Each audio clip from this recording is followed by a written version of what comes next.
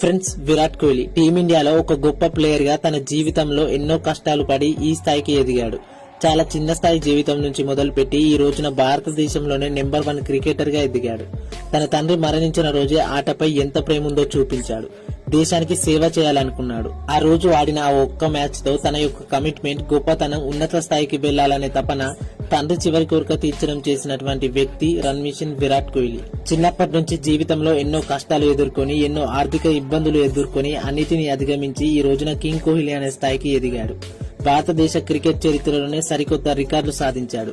ఇంత చిన్న వయసులోనే అన్ని సెంచరీలు చేయవచ్చా అని నిరూపించిన ప్లేయర్ విరాట్ కోహ్లీ. ఇంకా చెప్పాలంటే ఒక చిన్న ఎగ్జాంపుల్. వయసు చిన్నదా పెద్దదా అని కాదు, ఆట ఆడాలి, ఆటని ఉన్నత స్థాయికి తీసుకువెళ్లాలి, సరికొత్త రికార్డులకి నాంది పలకాలి. ఆ విధంగా టార్గెట్ గా పెట్టుకుని తన జీవితాన్ని క్రికెట్ హిస్టరీలోనే ఒక చాప్టర్ గా రాసుకోవాలని ఆకాంక్షించి ఆ స్థాయికి ఎదిగినటువంటి వ్యక్తి విరాట్ కోహ్లీ.